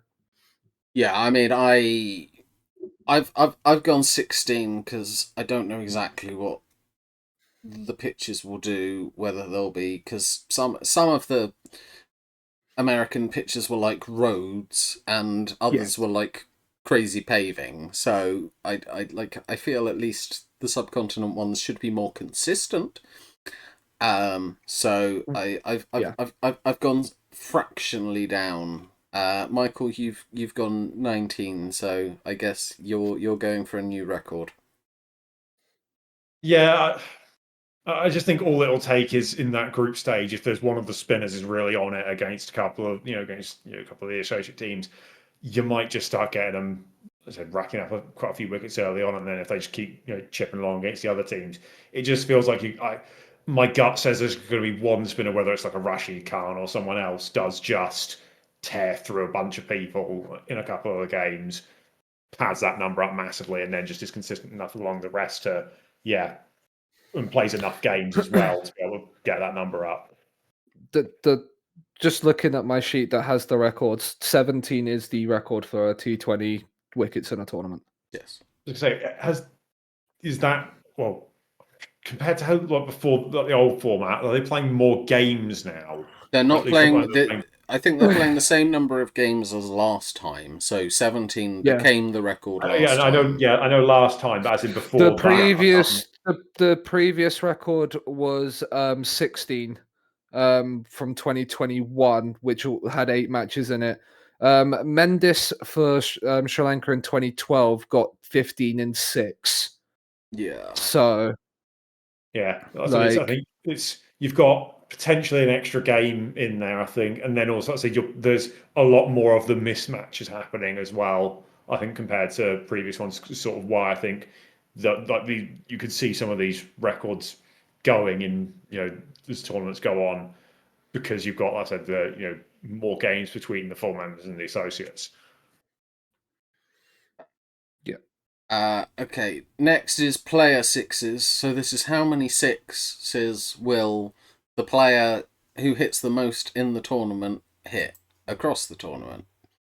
And oh, I'm the lowest on this one and have Price is Right. Well, Sean's basically Price is Righted himself by going in the middle of us. I've said 14.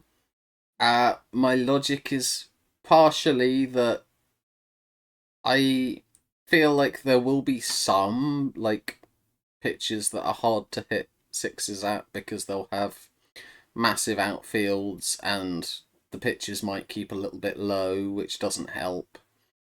But like I still think somebody might hit like 8 in a game and then 1 in their other games, so. Uh, Michael, on the other hand, you're the highest with 18. You going to a match for someone? No, I'm going Phil Sock gets 18 in one game. Gotcha. Okay. He just goes nuts. And just Yeah, just scores like 150 in a game and then does nothing for Yeah. the rest of the tournament. And it will Probably. be against South Africa. It's probably the England way. I was going to say it's probably going to be against West Indies just before you lose to Nepal and Italy. Sean, any stats for us on this one? Last tournament's top was 17, Okay, so in and around that ballpark. gotcha. And then we've got tournament sixes, which is how many sixes will be scored by all teams and players combined in the entire tournament. Oh. Okay. Either I've massively underestimated or you two've massively overestimated, and I'm gonna say that considering you two are pretty closely matched. I went 2-6-7 because I feel like some matches are gonna have basically none. So if I reckon like I don't know, quarter of the matches have basically none, then I'm looking at sort of about 40 games, and I figure, 7, 6, 7, there or thereabouts a game, maybe. But maybe I've massively underestimated this one because Sean, I'm assuming you have some. It was if I'm trying to get it up now. I can't remember where I saw it, but I think it was around like 500. It was definitely over 500 in the last tournament. Fucking hell. Okay, I might have balls this one then. Yeah, there Yeah, I was. think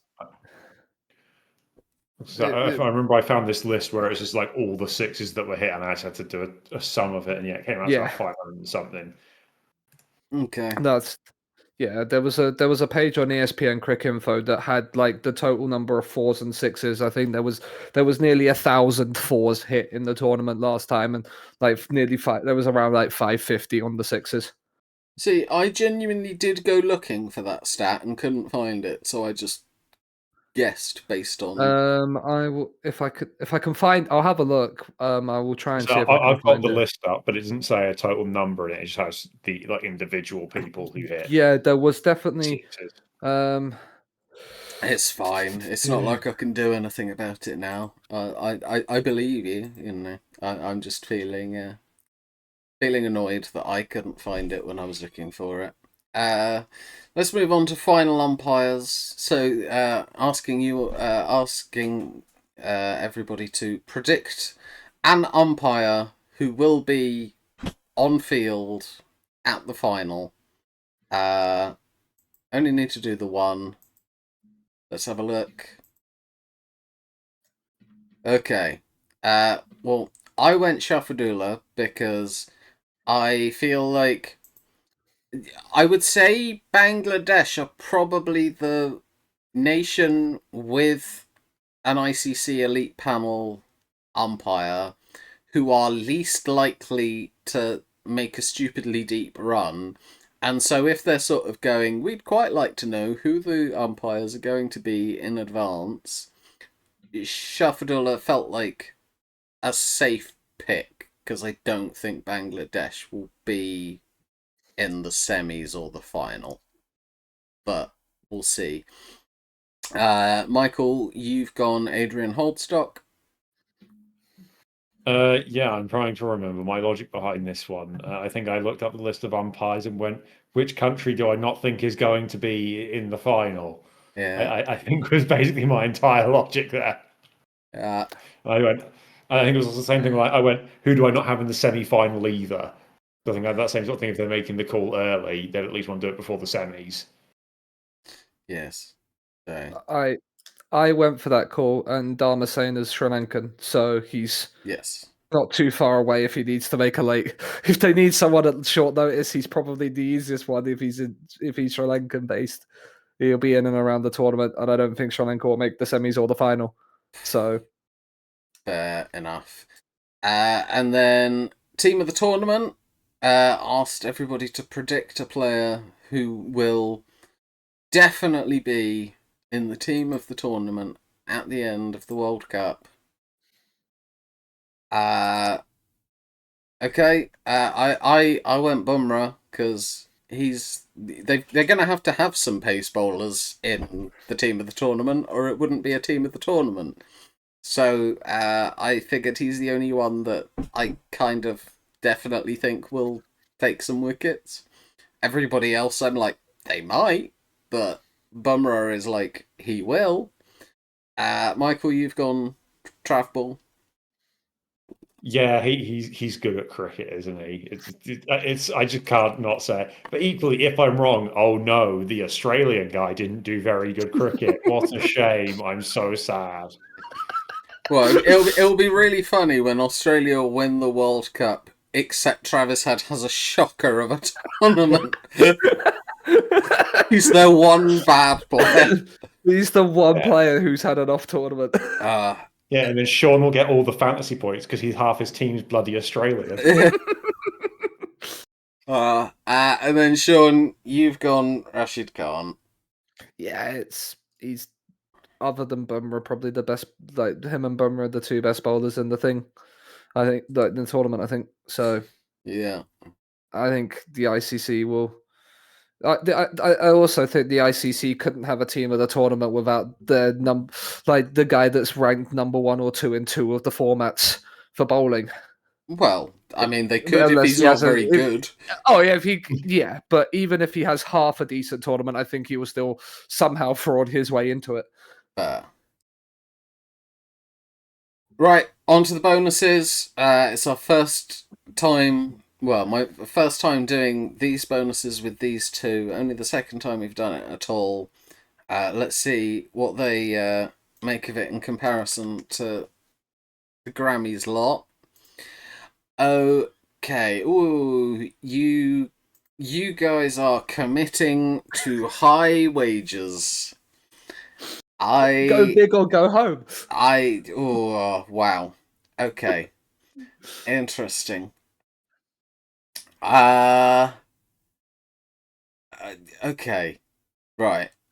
Sean, you've gone for Joss Butler will become the all-time T20 World Cup high run scorer. Yes. Uh, There is a reason why I picked Joss Butler in the fantasy. This is the reason. okay. Basically, Virat Kohli tops the overall all-time charts with 1292 runs. Okay. Joss Butler is currently 4th on the list with 1013. Okay. So the two people, so Kohli's top, Joss Butler's 4th. The other two people on the list are Rohit Sharma and Mahela Jayawardene. Neither of them can break that record. So, I mean, so yeah. Sri Lanka haven't named the squad yet. If Jayawardene comes in for this World Cup and stops this prediction, I will quite happily accept the minus points I get. He's only 48. He's still good. I played cricket with guys nearly double that age. Okay. I mean, so yeah. So if Joss Butler has a really good tournament, he can break that record because he's like 280 off of it. Yeah. Okay. So I'm huffing on a little bit of cope because he also has opened the batting for England in T20s for a long time. I don't know if he's going to be doing it in this tournament, considering we've got Sultan Duckett in the thing, but he probably would come in at 3 then if we don't open with him. So he still has a good chance anyway. No, Bethel's a number 3 now. Remember? Oh yeah, he is. Yeah. No. Okay. Right. I mean, what's interesting is we're definitely going to get a new dynamic to this episode with both of you going for higher values. The values in the first episode we did this with much more mixed. So you've got a 10 high, you've got a 9 low. It kind of barely makes a difference. Michael and I could maybe force you one direction or the other if we want to try and make you lose points, lose one more point or gain fewer points or something. I mean, how likely do you view it, Michael, that Butler gets 280 runs in this tournament? Uh, it feels a little optimistic, I think. That it would involve Joss Butler basically getting back to like prime Joss Butler or near enough that level, and I don't know if that's going to happen. Like, especially, it's a bat for England. I don't have confidence in them anymore. Like, other than like Phil Salt feels like the exception at this point. Like, I don't have confidence in an England batter, not doing something stupid at least like 2 or 3 times. Mm. So yeah, I it feels plausible but unlikely, I think is what I'd say. Okay, plausible but unlikely. So, I mean, it's definitely not evens. If it were evens, we'd just go, 10 up, 10 down, basically. I feel like if we said it was if we said like, you know, double the positive to the negative. So, either 10 up, oh sorry, either 10 down or 20 up, and like 9 down or 18 up. Like we could tweak slightly one of them if we feel like it's not going to happen. Do we want to try and push him to take his higher value by dangling some more points so he loses the extra point, or is that not worth it? No, I think we go for that. That sounds fun. Okay, so I mean, should we say let's knock a couple off his lower one. So if we said like if he does 9, it'd be 9 down or 16 up, and if it's 10, it's 10 down or 22 up. Does that feel like enough slight? Yeah, I like that. I think that's Just try and see if we can dangle a carrot to make him lose a point. yeah, go for it. Okay. So yeah, Sean, you can have your 9, and you'll either lose 9 or gain 16, or you can have your 10 and either lose 10 or gain 22. I mean, why not? Let's go for the 22. He's taken the carrot. He's taken the carrot. I am gonna fully disclose whatever you gave me as the offer with the 10 down. I was taking. Oh, okay. Yes. Oh, okay. We know that for next time. It's gonna be if you take the 10 down, 1 up.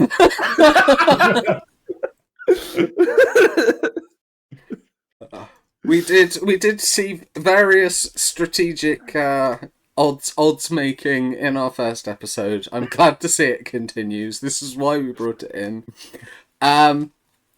Okay, Michael, you have gone. An England player gets out via hit wicket, double hit, handling ball. Yeah, I basically looked up stupid ways to get out and just listed them. Like, England's batters are going to do one of them, and those are the ones that I managed to fit into the thing. Was either hit wicket, double hit, or I'm handling the surprised ball. that standing on stumps isn't. Well, that would count technically as hit hit wicket. wicket. Hit wicket, yeah. The bit so hit wicket is obviously the most likely one to happen. I'm surprised that instead of hit ball twice and handling ball, you didn't go for England's favourite, which is obstructing the field. No, that felt too obvious. That feels more like active cheating rather than just fucking it up. Okay, gotcha. I mean, right. Okay. I mean, my gut feeling, Sean, if I'm honest, is that this is less likely than yours is. Like, I don't think yours will happen, but I think there's a universe it happens. Michael's universe, I think, is much smaller. It's not impossible. It's not implausible, but it's more unlikely, in my opinion. Yeah. The only one that seems more likely than my one would be Hit Wicket.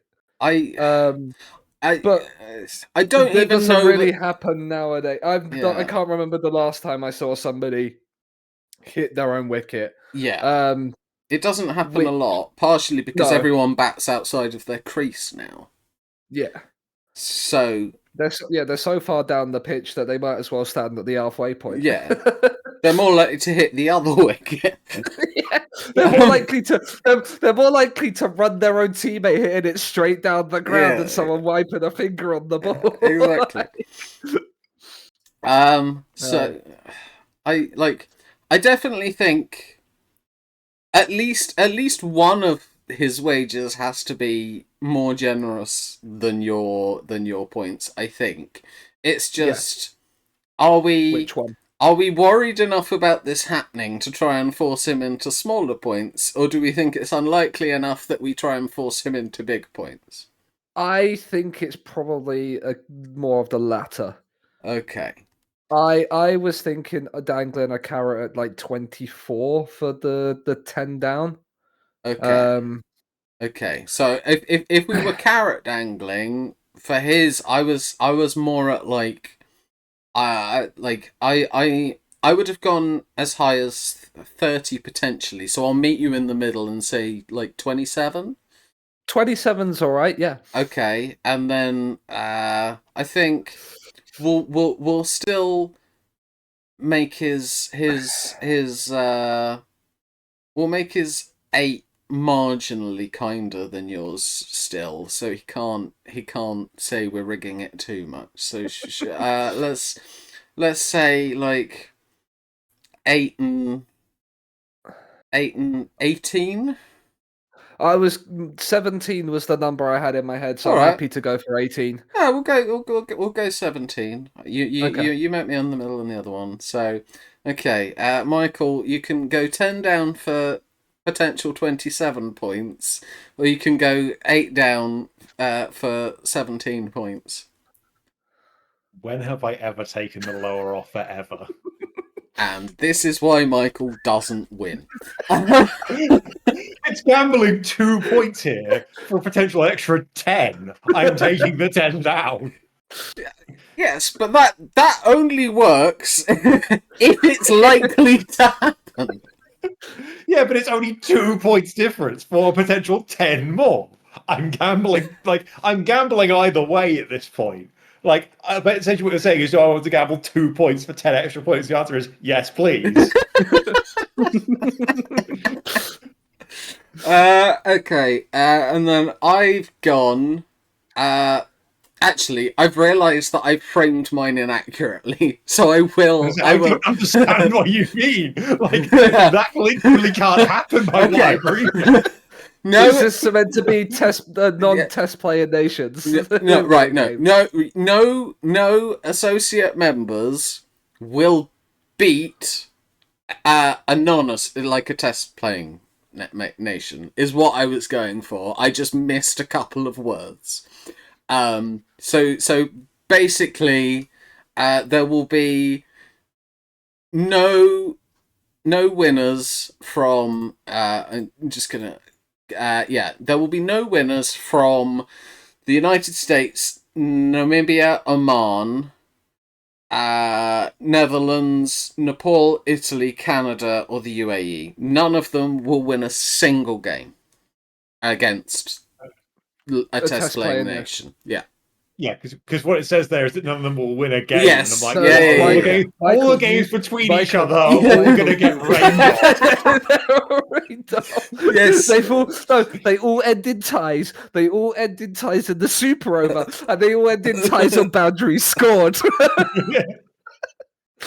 I missed a couple of words out. Fuck off, the pair of you.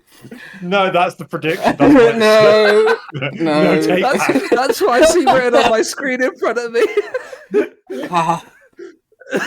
I have let people edit like fucking typing errors. Michael doesn't even usually take it. He predicted that every game that would go to extra time would also go to penalties at AFCON because he couldn't fucking follow instructions. Hey, it was ambiguously worded whether or not going to penalties counted as going to extra if they were separate or like a continuation. And either way, my prediction was still technically possible. It just meant that every time it went to extra time, it also had to go to penalties, which can happen. Right. Anyway, no. And I stuck by the prediction, by the way. I didn't change that. Yes, but I offered to let you. And I'm not offering to let you. It's called I'm a Dick. And it's called I'm the Dictator. So it's allowed. Fuck you.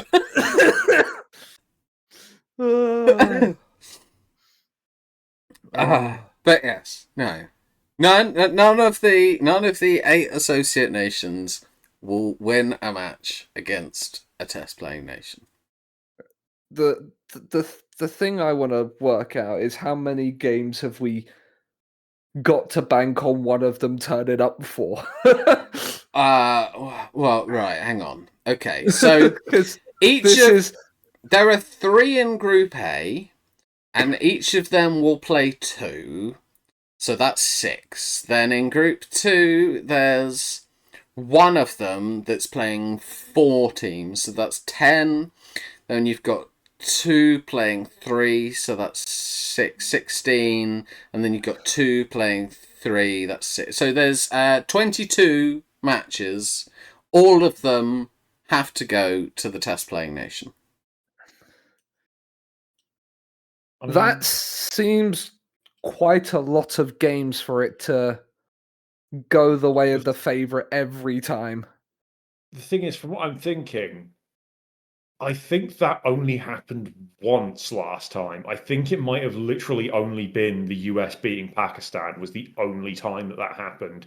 Partially because the rain saved England, but like even then, that obviously wasn't a guarantee. It's not. I know. As I said, I know Ireland have beaten 2 test playing nations in the same tournament before.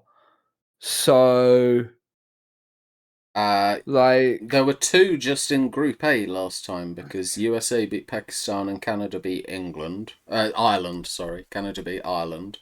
So because Ireland are a test playing nation. Count. I will keep scrolling through. I believe that's the only other one that's close is the no result between England and Scotland. Okay. Yeah. And technically also, I think there was no result between Nepal and Sri Lanka. But that was completely washed off. Yeah. If I remember correctly, that didn't even have a ball bowled in it. Yeah, correct. Yeah. So, it wasn't a case of Nepal got Sri Lanka got bailed out and they didn't bowl a ball. The entire day was a washout. I think basically, I think I think the one that for me makes it feel more likely to happen that the one will win is Zimbabwe being there. Yeah. Like Oman beating Zimbabwe feels like Oman aren't great, but Zimbabwe, last time missed out on qualification to Uganda. Like Zimbabwe, as we established, then didn't score 100 in a single innings in the tournament. I will say I'm also going back to the previous World Cup, just having a look at this one. Namibia beat Sri Lanka, and Scotland beat the West Indies. I'm still scrolling to see if there's any more, but upsets happen a fair whack in the tournaments. Yeah, I think it's probably more likely than yours to happen, Michael. Not like it's one of those things where it feels like you want to say it's not going to happen because you wouldn't expect it to happen because they're going to be underdogs every time. But usually one will pull out a result. Usually it's not quite as big as the US beating Pakistan. That was a big win. Well, you say that. Netherlands in this is still the one before. Netherlands beat both Zimbabwe and unfortunately South Africa. Yeah, like I think it's quite unlikely to happen. I yeah, my gut is saying just because of the way some of the groups have been drawn It's that possible. because I think because Ireland and Zimbabwe are in the same group, those would be the two that I think are most likely to slip up. Or Hmm. most two that are obviously the most vulnerable, but they're Yeah, because because they're playing Group each A is the other, they've yeah only got Oman as yeah the sort of threat. Group A, like if I'm going back through the groups, I don't see it happening in Group A. Although Pakistan and the United States are in the same group again,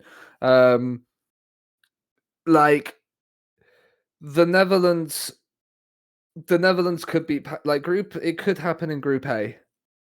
Yeah, Like, well, had you not got like the like Netherlands or the US in the same group as an Ireland or Zimbabwe, I'd be thinking it's much more likely to yeah, happen. But like I said, because they've been kept apart and because the US and mhm, Netherlands are in one group and then Ireland and Zimbabwe are in the same group as well, it yeah. feels like it's lined itself up quite well for what for Z's prediction to happen. I won't I keep think going back after this, but I went back one more World Cup. There were two in that one. Namibia beat Ireland and Scotland beat Bangladesh. I realise neither of those are quite as big upsets, but yeah, again, Bangladesh is one who, I think are a much better team than they were back then, but also like they're two that have got a Nepal and Italy, which feel like, Yeah, like you said, I think we potentially are underrating Italy a bit.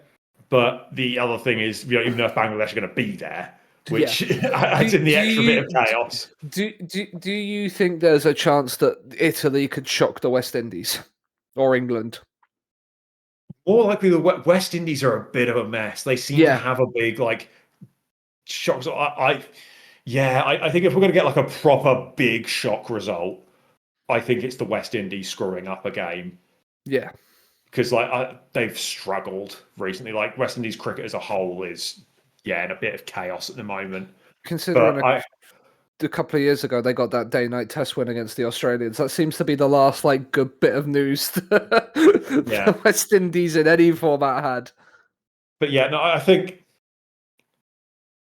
basically what it comes down to, I think it's the sort of thing that normally will happen once in a World Cup, but the group draw has put it in a way that makes it, I think, Diff- makes the possibility as low as it possibly can be. yeah, it's very much set up for the favourites to like the test play nations to do well.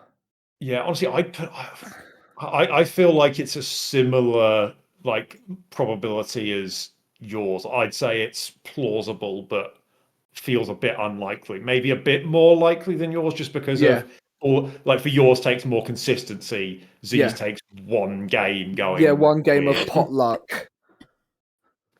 Yeah, so It just takes one game where Glad McGrath slips over a football in training. yeah, yeah, But I yeah, think basically what my gut's saying is partially as well with how Z is. We definitely want to make sure that we tempt him into going for the higher one because Z is a coward yes. and will go for the lower one if given an opportunity to. So I'd be wanting to go like when we started like that similar sort of point on the high one where it was double plus a little bit. So Yeah. I'd be looking at like But 18, I'd say. Like yeah. 8 down, 18 up. What is I can't really read what is wager ones and twos are for It's points. 4 and 8. It's 4 and 8. Okay. So yeah, Yeah. I'd be wanting to go like 8 down, 18 up, and then something like 4 down, 7 up. Because Yeah. if we don't go low, he will I be a was coward. I was gonna go 4 and 6 to lure him into the possibility of going high. Yeah, so if he's going to be changing his prediction, I'm happy to go with lower and be more of a dick about it. So I'm going. We go. I think we're going 4 and 6 or 8 and 18. Yeah. okay, right. I'm so my thing is, do I? Because whatever happens, I have less risk of losing points than you, or I risk losing fewer points than you. It's just, do I think that the difference between like losing 8 points and losing 4 points could be enough to decide the whole thing? Because that's usually what I base it on. Is like how worried am I that like being aggressive will be the difference? On this occasion, I'm not convinced that it will come down to as tight a margin as 4 points, though. Whereas it could come down to as fine a margin as like 9 points if all of us got them right. Or like 21 points if I took the lower offer. So yeah, all right. You've coerced me. I'll take the higher. So 8-18. Fine. Okay. Well, that concludes our T20 World Cup predictions. We made reasonable time considering there were 3 different tabs to go through, and a couple of things to edit. But I think we've got some very different approaches, definitely on the second 2 tabs, and Sean just everywhere. Sean's either winning this episode or losing spectacularly. I am losing it by a country mile or winning it by a country mile, and there is no in between. yeah. But and it all relies on England not bottling it. Yes, which it is as insane as it sounds. Yes. Well, we will find out. We'll find out who won the tournament on March the 8th. We will probably try and find out who won this episode not long after that. However, for now, that's us done. We'll be back for another episode soon. I don't even know what we'll be predicting next. Some bullshit, probably. But Michael, Sean, thank you both for being here as ever. But audience, until we meet again, remember to always be big mystics, not big mistakes. Bye!